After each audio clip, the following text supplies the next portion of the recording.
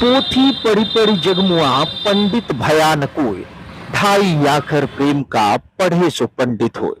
जी हाँ, प्रेम में वो ताकत है जो सिर्फ इंसान को इंसान से ही नहीं जोड़ती, इंसान को पशु पक्षियों से भी जोड़ती है।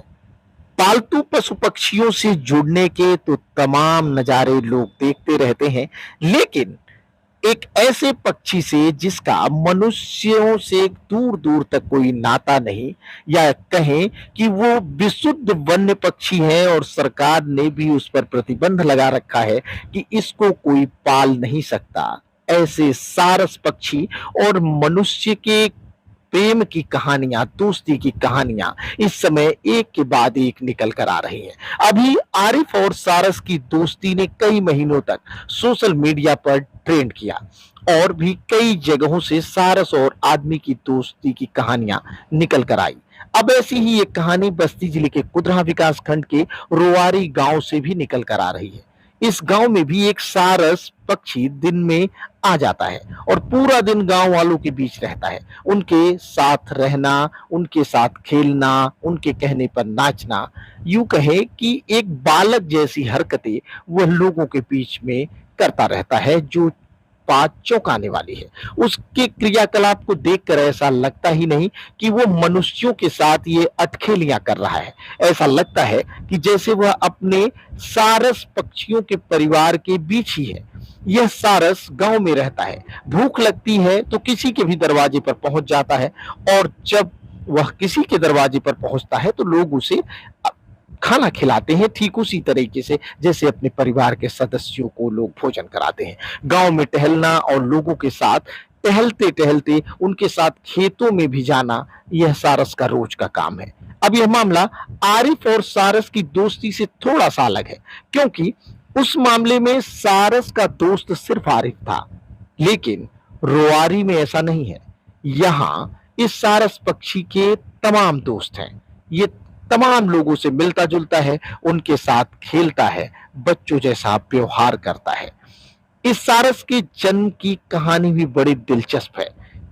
एक ईंट के भट्ठे पर काम करने वाले मजदूरों को एक दिन दो बड़े बड़े अंडे दिखे। ईंट के भट्ठे पर काम करने वाले मजदूरों को एक दिन दो बड़े बड़े अंडे दिखे। मजदूरों ने इन्हें बत्तख का अंडा समझा और ले जाकर इसे बत्तखों के बीच रख दिया। कुछ दिनों बाद इन अंडों से दो बच्चे निकले। बच्चे जब बड़े होने लगे तब लोगों को समझ में आया कि यह बत्तख नहीं, ये कुछ और है। इसमें से एक बच्चे की मौत हो गई और दूसरा बच्चा जब कुछ और बड़ा हुआ तब लोगों को समझ में आया कि यह सारस पक्षी है। अब यह सारस पक्षी धीरे धीरे लोगों के मेलजोल में आने लगा।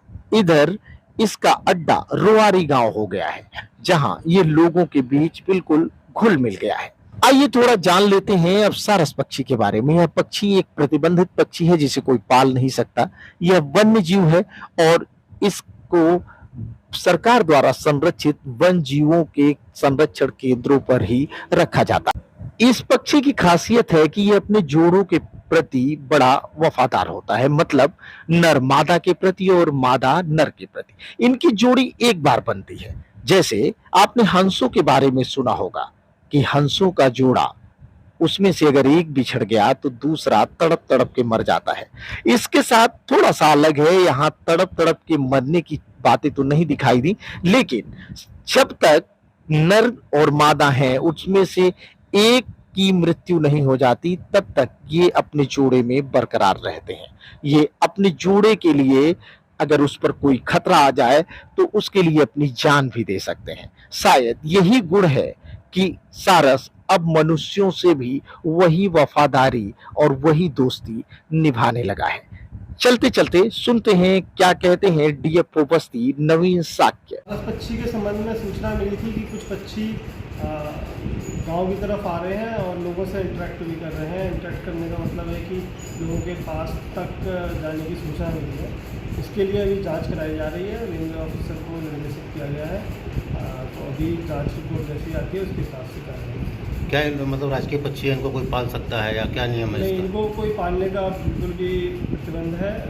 राजकीय पक्षी है, स्वच्छंद घूम सकते हैं। और क्योंकि सूचना ये भी मिली है कि वो शाम को चले जाते हैं और दिन भर घूमते हैं, मतलब ग्राम में।